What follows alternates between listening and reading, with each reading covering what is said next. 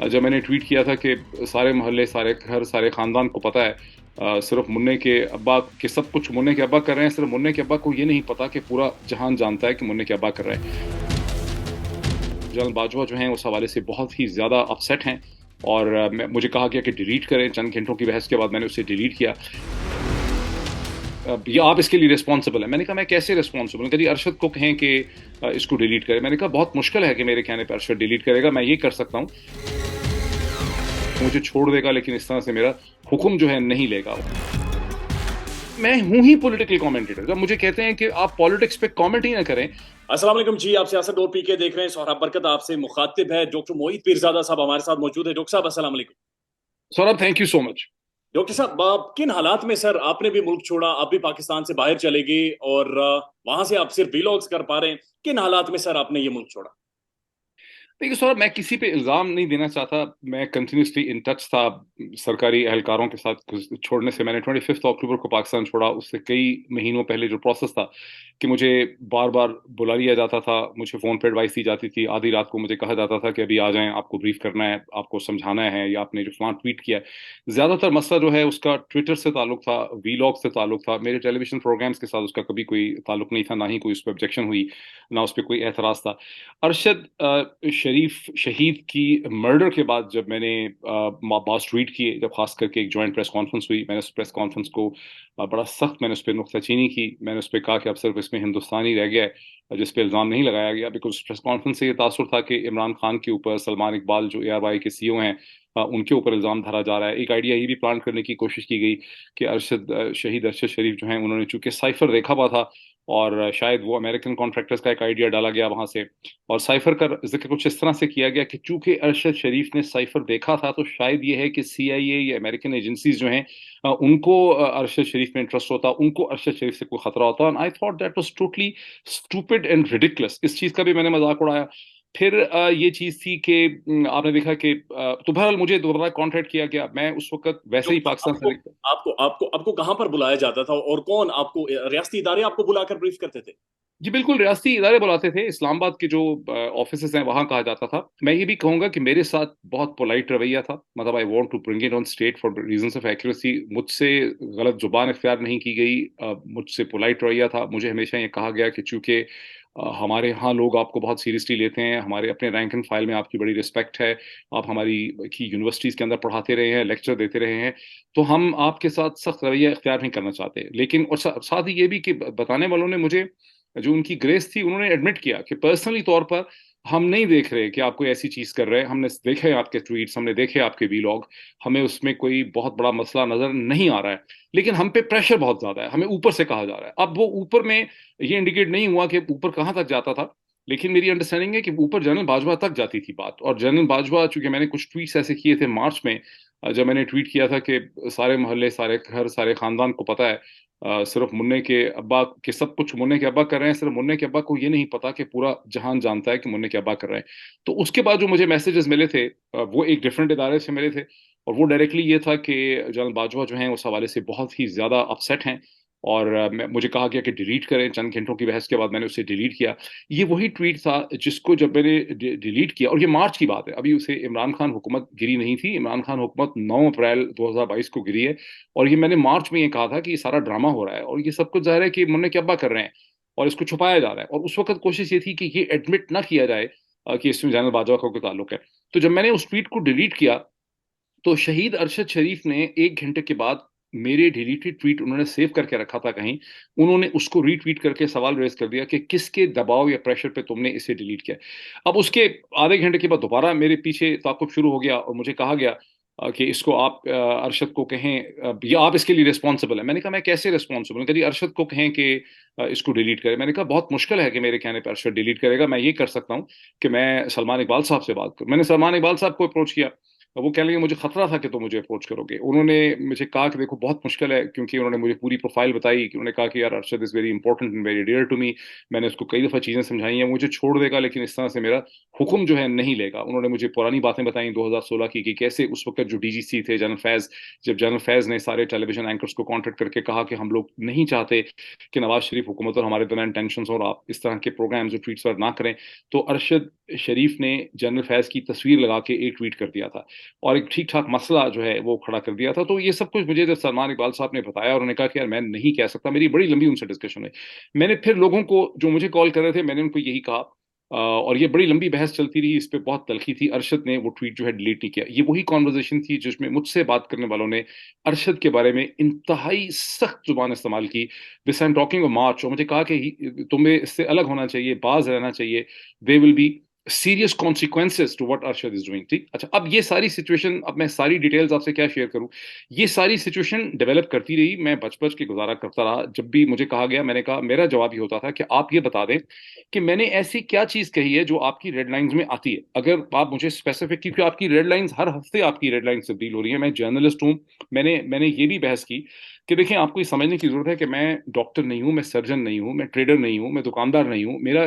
मेरा जो जरिया माश या मेरा सारा प्रोफेशनल जो एस्पिरेशन है मेडिसिन छोड़ के, वो है ही एनालिसिस करना। आप मुझे बताएं, अगर आपको लगता है कि मैं एक एनालिसिस ऐसा कर रहा हूं जो हकाइक पे मबनी नहीं है, मैं किसी के ऊपर इल्जाम दे रहा हूं, मैं किसी को डिफेम कर रहा हूं, मैं किसी का नाम लेके कुछ कह रहा हूं, बिकॉज अगर आप मेरी कमेंट्रीज देखें तो मैं लोगों के बहुत ही कम है।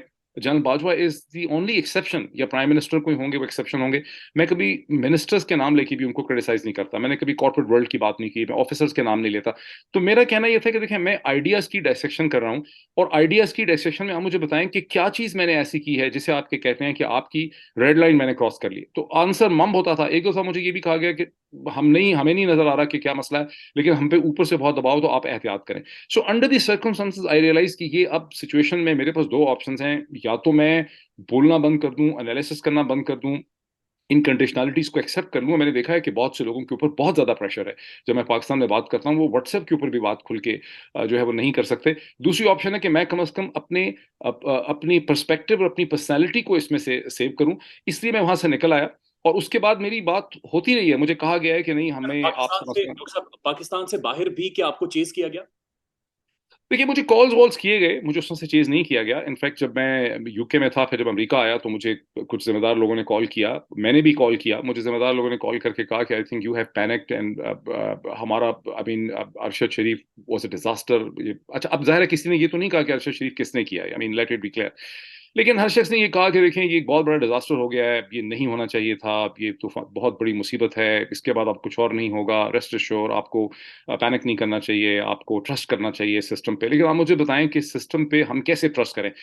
जैसे कि मैंने एक्सप्लेन किया कि देखें, अगर मैं बिजनेसमैन हूं, मैं टेक्सटाइल का मैग्नेट हूं, मैं कॉर्पोरेट का कोई शख्स हूं, मैं एक टेलीविजन प्रोड्यूसर हूं, तो जाहिर है कि मेरी मेरी मेरी जॉब की लिमिटेशंस डिफरेंट हैं।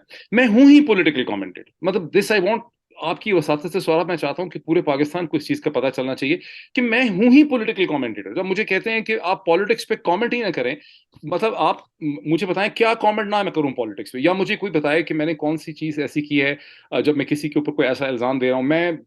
मैं पॉलिटिशियंस की करप्शन की दास्तानें लेकर नहीं आता, मैं वो बात इंफॉर्मेशन करता हूं जो डॉन में या ट्रिब्यून में या किसी टेलीविजन प्रोग्राम में जो फैक्ट्स स्टेट हो चुके होते हैं या कोई वीलॉगर स्टेट कर चुका होता है, मैं उनकी डायसेक्शन करके उसका एनालिसिस देता हूं। और मैं अपने इस पूरे एनालिसिस के लिए मैंने एक टर्म इजाद की है जिसे मैं कहता हूं डॉट कनेक्टिंग, कि हमें डॉट कनेक्टिंग सीखनी चाहिए। मैं तो कहता नहीं ये चीज कभी कि देखें सोहराब ने कत्ल कर दिया, या फलां ने कत्ल कर दिया, या फलां के पास पिस्टल निकला है, या फलां के पास करप्शन थी, या फलां की बीवी ने ये किया। तो मैं उनसे पूछता हूं कि क्या मसला है, वो मुझे समझा नहीं सकते। सो अंडर द सर्कमस्टांसेस मेरा यही कम से कम डिसीजन है कि जब तक on the basis of symptoms मुझे लगे कि सर्कमस्टांसेस में ऐसी तब्दीली ग्राउंड पे आई है जहां मैं देखूं कि जो कुछ की पोजीशंस में नई आने वाली इस्टेब्लिशमेंट ने चेंजेस कर दी हैं, जिससे एक एहतमाद की फजा बहाल हुई है, लोग समझते हैं कि एक एहतमाद, अभी तक तो मैं जिससे बात कर रहा हूं वो मुझे परेशान से परेशान ही नजर आ रहा है, मुझे अच्छा, कोई कॉन्फिडेंस बिल्ड नहीं हुआ। That's true. डॉक्टर साहब, आप बराए मेहरबानी ये बताएं कि अरशद साहब की जो वालदा हैं, उनका वकील वो नहीं कर पा रही हैं इस्लामाबाद में। आज की इतलात हैं कि जो फैक्ट फाइंडिंग रिपोर्ट के दो मेंबरान थे उनमें से एक को एसडीओ बना दिया गया है। साथ साथ ये भी है कि जनाब जो मुद्दाई हैं जिन्होंने अरशद साहब के ऊपर मुकदमात करवाए थे, उनमें से सारे पेश हुए, लेकिन वो एसएचओ पेश नहीं हुआ मलेर का, जिसने एक इदारे के हवाले से जिक्र किया था। ये सारी चीजें सर सामने, मैं खुद आप लोगों को इंटरव्यू करता रहा हूँ इस्लामाबाद हाईकोर्ट के बाहर, आप और रशीद साहब दोनों वहां पर पेश होते थे। सर ये किसने इतना बड़ा हेनियस क्राइम किया है, इतना बड़ा मर्डर किया है, पाकिस्तान की कलेक्टिव इंटेलेक्ट का ये मर्डर करने की कोशिश की गई है, इसके सीधे खुरे किधर से मिलेंगे, और क्या ये लोग पाकिस्तान में ही मौजूद? देखिए, वंस अगेन हम इसको, पहली बात तो है कि जाहिर है कि अरशद शरीफ के, चूंकि आप मुझसे जो सवाल पूछ रहे हैं, मैं ना तो फैक्ट फाइंडिंग कमेटी का मेंबर हूं ना जेआईटी का मेंबर हूं। मैं तो बात करूंगा purely on the basis of जो सर्कमस्टेंशियल एविडेंस और फैक्ट्स मेरे सामने आए हैं गुज़िश्ता इतने महीनों से, and someone who was in touch with Arshad Sharif till the very end. Arshad Sharif की हलाकत से, उनकी असैसिनेशन से चंद दिन पहले तक मैं उनसे इन टच था। उनका एक यूके का नंबर था जिस पे मेरी उनसे कॉन्वर्सेशन भी होती थी, मैसेजेस भी मेरे उनसे एक्सचेंज होते रहे। उन्होंने मुझे बताया, खुद बहुत ब्रीफली उन्होंने मुझे बताया कि कैसे, क्योंकि मुझे ये था कि मुझे पहला एतराज ये था कि मैंने अरशद को कहा कि तुम यूके में नहीं हो, बिकॉज अरशद ने एक ट्वीट इशू किया था जिसमें सिर्फ हाथ दिखाए हुए थे और एक टेबल के ऊपर किसी कोक की बॉटल और समथिंग था और पीछे एक जरा वेस्टर्न लुकिंग किस्म की एटमॉस्फेयर थी। But since I have been resident in London for 5 years, तो मैंने जब वो देखी तस्वीर तो मुझे फौरी तौर पर यह लगा अरशद के ट्वीट से कि ये यूनाइटेड किंगडम नहीं है। तो मैंने अरशद ने मुझे नंबर दिया हुआ था जुलाई में, अरशद ने मुझे नंबर दिया था, उस वक्त नंबर दिया था जब मैं अरशद के आखिरी दफा प्रोग्राम में गया ARY के ऑफिस में। तो मैंने अरशद से प्रोटेस्ट किया कि मैं तुम्हें टेक्स्ट मैसेजेस डालता रहता हूं, तुम्हें कॉल करता रहता हूं, लेकिन तुम राब्ता नहीं करते। तो उसने मुझे कहा कि मुझे बड़ी सीरियस थ्रेट्स हैं, and then he had a cynical smile on his face. और मुझे सच्ची बात है सौरभ, मैंने समझा कि अरशद एक मेगैलो इसमें एक फियर फैक्टर में है, जिसे पैरानोया कहते हैं, और ऐसा हो नहीं सकता। मेरा इतना ट्रस्ट रहा है अपने सिस्टम के ऊपर कि मैं सोचा ये चीज नहीं हो सकती कभी भी। तो मैंने कहा कि नहीं, मेरा ख्याल है तुम एक फियर स्टेट में, एग्जैजरेशन में हो। उसने कहा नहीं, मैं एग्जैजरेशन में नहीं हूँ, I have serious reasons to believe कि मेरी जिंदगी जो है वो खतरे में है। और उसने फिर उस वक्त मुझे एक यूके का नंबर दिया और उसने कहा कि मैं इसको VPN से इस्तेमाल कर रहा हूँ, इस पे तुम मुझे टेक्स्ट डाल सकते हो। उसमें मुझे याद नहीं, उसमें नाम भी कोई डिफरेंट था, उसमें कोई इंग्लिश किस्म का नाम था उसका नंबर का। So I was in touch with him on that number. जब अरशद सडनली चले गए, मुझे नहीं पता था कि अरशद चले जाएंगे, जब अरशद निकल गए वाया पेशावर, फिर वो दुबई में थे, उसके बाद जब यूके की उन्होंने तस्वीर वगैरह इशू की, तो मैंने अरशद के साथ मैसेजेस एक्सचेंज किए और मैंने अरशद को कहा कि where are you, this is not, ये तो यूके नहीं है। तो अरशद ने एक तौक़ुफ़ के बाद मुझे कहा कि मैं अपनी लोकेशन को फॉर दैट टाइम बीइंग अभी मैं उसको डिस्क्लोज नहीं करना चाहता, so but yes I am not in the UK, और मुझे दुबई छोड़ना पड़ गया है, ये उसने मुझे बताया। और फिर उसने मुझे बताया कि कैसे वो किसी अपार्टमेंट में ठहरा हुआ था जब दो ऑफिशियल दुबई के उसके पास आए और उन्होंने उससे ये कहा कि पाकिस्तान की हुकूमत जो है, वो पहले उन्होंने उसको कहा कि भाई तुम कौन हो, तुम्हारा क्या स्टेटस है, बिकॉज तुम्हारी गवर्नमेंट तुम्हारी जो है हमसे वापसी मांगती है, एक्सपैट उसे कहते हैं कि तुम्हें निकाल दिया जाए हमें। तो अरशद ने उनको कहा कि देखें, मैं जर्नलिस्ट हूँ और इस तरह से मेरा बैकग्राउंड है, और ये अरशद ने मुझे बताया, और मेरी जिंदगी खतरे में है, और आप मुझे उनके हवाले ना करें। तो उन्होंने पहले, मेरा ख्याल है अरशद को 2 दिन का उन्होंने कहा, जो मुझे कॉन्वर्जेशन को मैं रिकंस्ट्रक्ट करता हूँ, पहले उन्होंने अरशद को कहा कि आप विद इन 48 निकल जाएं, फिर उन्होंने कहा कि विद इन 5 days निकल जाएं। तो अरशद को एक स्टेट ऑफ पैनिक में वहां से निकलना पड़ा। ये वो फैक्ट्स हैं जो मुझे अरशद से पता है। अरशद ने मुझे खुद अपने मुंह से कभी ये नहीं बताया कि मैं कीनिया के अंदर हूँ, मैं नैरोबी के करीब हूँ। This is the conversation height. So मैं एक बिल्डअप कर रहा हूँ उन सारे सर्कमस्टांसेस का। यानी अरशद के ऊपर 16 FIRs होना, कौन किसी के ऊपर 16 FIRs करा सकता है? पाकिस्तान की पुलिस ऑर्गेनाइजेशंस जो हैं वो भी डिसेंट्रलाइज हैं, पंजाब, खैबर पख्तूनख्वा, बलूचिस्तान, सिंध, इस्लामाबाद। ये ज़ाहिर है इनकी आपस में इस तरह की कोऑर्डिनेशन नहीं है कि अगर इस्लामाबाद का IGP ये चाहे तो वो पंजाब, सिंध, बलूचिस्तान और खैबर पख्तूनख्वा या कहीं और किसी के खिलाफ मुख्तलिफ जगहों पर लोगों को खड़ा करके उनके खिलाफ FIRs दर्ज कर दे। अगर आप पाकिस्तान की तारीख देखें तो आपको नजर आता है कि पुलिस ने ऐसा कभी नहीं किया। और जो मेरी प्राइवेट कॉन्वर्जेशन होती रही हैं इसी हवाले से पुलिस ऑफिसर्स के साथ, उन्होंने खुल्लम खुला कहा है कि डॉक्टर साहब, हमने ये FIRs नहीं दर्ज कराई, आप जहीन आदमी हैं, आपको अच्छी तरह से पता है कि ऐसी FIR जो है वो कौन दर्ज कराता है या कौन करा सकता है, और ये हमारा काम नहीं है। मैंने जमील फारूकी के हवाले से भी, जब मैंने इस्लामाबाद के सीनियर ऑफिसर से पूछा था, तो उन्होंने यही कहा था कि डॉक्टर साहब देखें, हमें तो नाम इल्जाम देने के लिए सामने रखा गया है, जिस तरह से जमील फारूकी को कराची से उठाया गया, ये हमारा काम नहीं है। फिर मैंने कराची से भी चेक किया और मुझे अंदाजा यही हुआ प्राइवेटली कि जिन्होंने उठाया था वो मानते थे ऑफ द रिकॉर्ड के हमने ये उठाया और हम पे बहुत प्रेशर था। सो मच सो कि जब उसको उठाया गया तो इस्लामाबाद से इतना प्रेशर था जमील फारूकी को उठाने का कि कराची की जो फॉर्मेशन थी उसको बड़े सीरियस एतराजात थे कि हमें ऐसा नहीं करना चाहिए। इसी तरह इमाद यूसुफ के घर में जो बार्जन किया गया उस पे भी मुझे ये पता चला कि जो कराची की फॉर्मेशन थी that had serious serious serious reservations कि हमें ये नहीं करना चाहिए, लेकिन उनके ऊपर इस्लामाबाद से बहुत ज्यादा दबाव डाला गया। तो ये वो जब सारी चीजों को मैं डॉट कनेक्टिंग करता हूँ तो ये चीज बड़ी क्लियर हो जाती है कि स्टेट की एजेंसीज की इन्वॉल्वमेंट, कोऑर्डिनेशन, उनकी कम्युनिकेशन, उनके इनिशिएटिव लेने के बगैर अरशद शरीफ के ऊपर 16 FIR जो हैं वो दर्ज नहीं हो सकती थी। अब आप ये देखें दूसरी चीज जिसको सपोर्ट करती है इस कंटेंशन या एनालिसिस को, कि इतने महीने गुजरने के बाद ये भी नहीं समझ आ रहा कि वो FIR कैसे दर्ज हुए। मतलब अगर आखिर कोई गिन भूत तो नहीं है, जब सुप्रीम कोर्ट इन्वॉल्व है, जब एक JIT बनी हुई है, तो फिर तो अब तक पता चल जाना चाहिए ना कि वो कौन लोग हैं, उन्होंने FIR क्यों दर्ज कराई, उनके क्या मोटिव थे। फिर इस कानून का भी एग्जामिनेशन की जरूरत है कि जिसमें आपके मेरे खिलाफ कोई भी उठ के कहीं FIR दर्ज कर सकता है। दुनिया में कहीं पर भी ऐसा कोई कानून एग्जिस्ट नहीं करता कि कोई ओक्लाहोमा में और लंदन में किसी के खिलाफ FIR दर्ज कर दे जिसका उससे जाती ताल्लुक नहीं। यहां पर भी मसला खड़ा हो गया।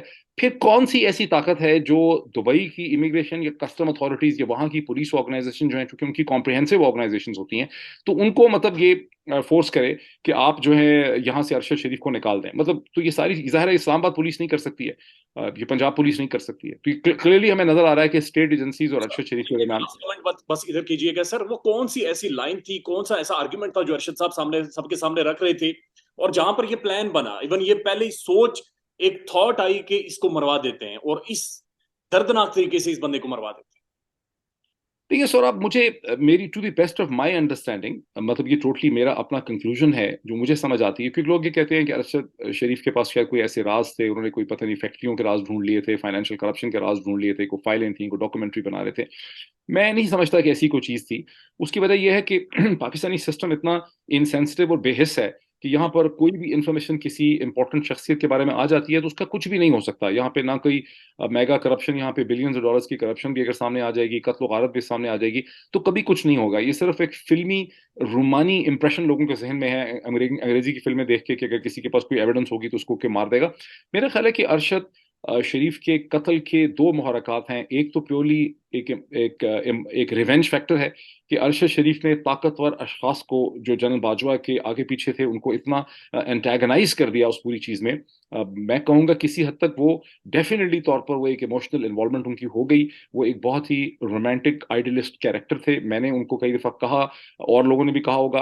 मेरा ख्याल है उनके अपने जो वकील थे बाद में, जो आज बिल इस वक्त जिनका आपने नाम लिया, बैरिस्टर शोएब रजाक, उन्होंने मुझे कहा कि उन्होंने अरशद को कई दफा समझाने की कोशिश की, मैंने समझाने की कोशिश की। मेरा प्रोड्यूसर ताहिर खान जो 92 न्यूज में था, वो रोज अरशद का ट्वीट देख के मुझे कहता था डॉक्टर साहब समझाएं इसको, ये मारा जाएगा। लोगों को नजर आ रहा था। मैं उसको कहता था कि यार मैंने कहा इसको, लेकिन ये एक आइडियलिस्ट है और ये छिड़ चुका है और ये एक बिलीव करता है इस पूरी चीज के अंदर। पहले ये दूसरी चीज की सदाकत पे बिलीव करता था, अब ये दूसरी चीज में बिलीव करता है। तो ये छिड़ा हुआ है और इसको समझाना जो है मुझे मुश्किल नजर आता है। बहरहाल दो उसमें फैक्टर नजर आते हैं। एक गुस्सा शेयर कि अरशद ने अथॉरिटी को डिफाई किया, और जो ताकतवर अशखास थे उनके और अरशद के दरमियान में एक पर्सनलाइज किस्म की जंग जो है वो शुरू हो गई। फिर अरशद का वो जो अरशद ने ट्विटर पे, वो कौन था? अब वो कौन था कि जवाब में आपको पता है कि वो चीज किसी उस चीज ने किसी को इतना हर्ट किया कि किसी ने उसके जवाब में मैं था, मैं था करके भी व्हाट्सएप के ऊपर एक उर्दू में बहुत ही अच्छा निकलवाया कि मैंने ये किया, मैंने ये किया, मैंने ये किया, मैंने किया। वहां भी आप एक इमोशनल एंगल जो है क्लियरली देखते हैं कि अरशद की बातें किसी को हर्ट कर रही थी। फिर ये जो गंजा शैतान का अरशद ने किया, वो भी जिस ऑफिसर को एक बिलीव कि उन्होंने गंजा शैतान कहा, वो एक बड़ी पर्सनल किस्म की इंसल्ट वहां महसूस की गई। तो मेरा ख्याल है कि चंद लोगों ने मिलजुल के एक ऐसा इमोशनल नफरत का या गुस्से का माहौल जनरेट किया जिसमें किसी ने फैसला किया कि अरशद शरीफ को मार दें। दूसरा इसका रीजन है कि अगर अरशद शरीफ जैसी प्रोमिनेंट पर्सनालिटी को, जो clearly at the moment of his death and assassination Pakistan की सबसे प्रोमिनेंट मीडिया पर्सनालिटी थी, जो पाकिस्तान के लोगों की आवाज बन चुका हुआ था उस वक्त, उसको मारने का मतलब है कि आपने तमाम टेलीविजन एंकर्स को, तमाम ब्लॉगोस्फियर को, तमाम सोशल मीडिया को, तमाम मीडिया चैनल के टाइकून्स को वार्निंग दी है कि अगर शहीद अरशद शरीफ के साथ हम ये कर सकते हैं तो तुम सबको समझ हो जानी चाहिए कि तुम में से कोई भी महफूज नहीं है। तो I think this is where we can understand the murder of Arshad Sharif. Doctor साहब मुख्तसरन कमेंट कीजिएगा बराए मेहरबानी, ये जो मौजूदा एस्टेब्लिशमेंट है और जनरल बाजवा साहब जब पाकिस्तान में मौजूद थे, दोनों में डिफरेंस आपको अभी तक क्या महसूस हो रहा है? देखिए मेरा ख्याल है जनरल बाजवा अभी भी पिंडी में ही मौजूद हैं। वो आर्मी चीफ नहीं है। मेरी अंडरस्टैंडिंग तो यही है कि यही आप कह रहे हैं वो पाकिस्तान में नहीं है। पाकिस्तान में ही है सर। मेरे ख्याल में कुछ दिन पहले बीमारी के हवाले से मुल्क से बाहर गए थे, बट पिंडी में ही है सर। बट पिंडी में है क्योंकि शादियां वगैरह अटेंड कर रहे हैं और अपेरेंटली लोगों से मिल रहे हैं। देखिए मैं ये समझता हूँ, मैंने कई दफा अपने वीलॉग्स में कहा है कि मुझे बहुत उम्मीद है मेरी उम्मीद है ये कि जनरल आसिम मुनीर जो हैं वो अपने आप को जनरल बाजवा की लेगेसी से अल्टीमेटली डिस्टेंस करेंगे। मुझे ये भी लग रहा है कि वो इतने, जिस तरह से लोग समझते हैं कि आर्मी चीफ बहुत पावरफुल होता है, वो अपने इस स्ट्रक्चर में इतने एम्पावर्ड नहीं है जितना कि हम तसव्वुर करते हैं कि एक आर्मी चीफ होता है। उसकी बहुत सी वजूहात हैं। ये पहले आर्मी चीफ हैं जिनके सामने इस किस्म के चैलेंजेस हैं। मुझे नहीं याद पड़ता, looking at 20+ years of Pakistan army history, कि किसी पाकिस्तान के आर्मी चीफ ने, जनरल मुशर्रफ जब उन्होंने मार्शल लॉ लगा दिया था, that was a different issue, उनके सामने चैलेंजेस थे कि क्या करना है आगे। लेकिन किसी आर्मी चीफ ने उसके बाद, जनरल कयानी हो या जनरल राहील शरीफ हो, इतने मुश्किल नामुसाइद हालात के अंदर अपनी मिलिट्री इस्टेब्लिशमेंट की बागडोर नहीं संभाली। ये एक ऐसा वक्त है जब पाकिस्तान की इंटेलिजेंसिया जो कराची में है, पंजाब में है, खैबर पख्तूनख्वा में है, वो अपनी ही मिलिट्री इस्टेब्लिशमेंट से बहुत बुरी तरह से बदजन हो चुकी है। ऐसा कभी भी नहीं हुआ। 1971 के बाद ये हम वाहिद एक ऐसा इंसिडेंट देख रहे हैं। तो फोर्सेस के अंदर भी हमारी अंडरस्टैंडिंग है, बड़ी डिमोरलाइजेशन है, लेकिन it's an excellent chain of command. वहाँ लोग चेन ऑफ कमांड को फॉलो करते हैं। और फिर मुल्क की इकॉनमी की भी जो हालात हैं, जिस किस्म की गलतियां और ब्लंडर्स जनरल बाजवा करके गए हैं, उसका जो वजन है वो भी जनरल आसिम मुनीर के ऊपर है। और जनरल बाजवा ने जो प्लेसमेंट्स की हुई हैं, जिन लोगों की उन्होंने अपॉइंटमेंट्स की हैं, जो उन्होंने पूरा स्ट्रक्चर खड़ा किया है, वो भी जनरल आसिम मुनीर के सामने। तो जनरल आसिम मुनीर के सामने बहुत ज़्यादा चैलेंजेस हैं। मैं समझता हूँ एक्सटर्नल प्रेशर्स भी बहुत से हैं कि पाकिस्तान की डायरेक्शन में तब्दीली चाहते हैं मगरबी ममालिक, अमरीका वगैरह।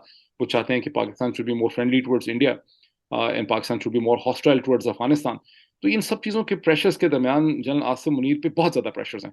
अब वो इसमें से कैसे निकलेंगे, मुझे उम्मीद है कि निकलेंगे। अल्टीमेटली वो पाकिस्तान आर्मी के चीफ हैं। वो नहीं चाहेंगे कि तारीख उनको याद करे कि वो जनरल बाजवा के चीफ के बनाए हुए चीफ थे या वो नवाज शरीफ के अपॉइंटेड चीफ थे। वो ये लेगेसी नहीं लेना चाहेंगे और इसमें से निकलेंगे और चीज़ों को ठीक करना चाहेंगे।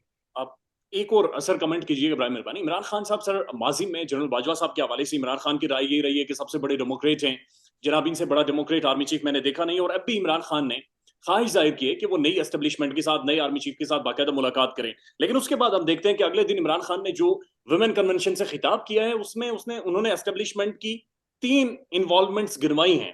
और प्रैक्टिकली वो कह रहे हैं कि एस्टेब्लिशमेंट अभी भी मेरे खिलाफ इन्वॉल्व है।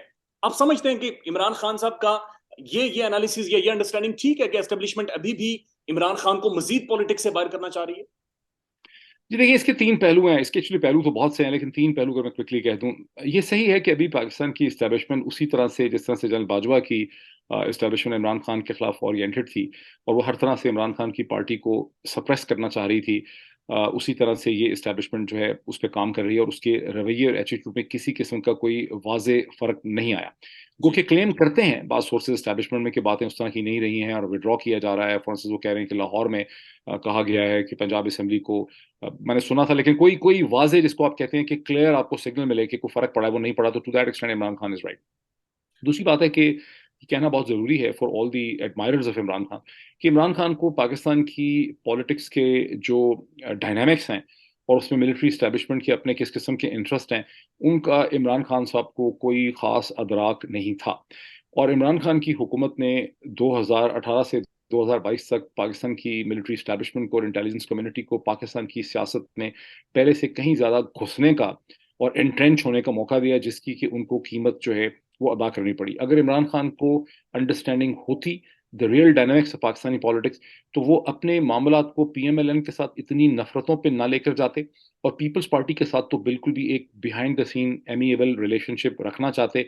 ना ही मौलाना के साथ वो वॉर ऑफ वर्ड्स जो हैं वो बिल्डअप करते और अपने तमाम अंडे जो हैं वो इंटेलिजेंस कम्युनिटी और एस्टेब्लिशमेंट के डब्बे में वो ना डालते। तो ये उनकी मिस्टेक्स है। अब हैविंग सेड दिस, अब वो एक ऐसी सिचुएशन में फंसे हुए हैं जहां वो कई दफा ये कह चुके हैं, एक दफा नहीं, दो दफा नहीं, तीन चार दफा उन्होंने कहा है कि मुझसे ये गलती हुई, एक्सटेंशन मुझे नहीं देनी चाहिए थी, मैंने फलां चीज गलत की, मैं समझता था कि ये भी करप्शन के खिलाफ हैं और हम करप्शन के खिलाफ नहीं थे। गलतियों का उनको एहसास है, लेकिन उनके पास ऑप्शंस नहीं है। फ्रैंकली स्पीकिंग, मेरा एनालिसिस भी ये है कि पाकिस्तान की सियासत को और मुस्तकबिल को ठीक और बचाने के लिए पाकिस्तान की इस्टेब्लिशमेंट को रोल प्ले करना ही पड़ेगा।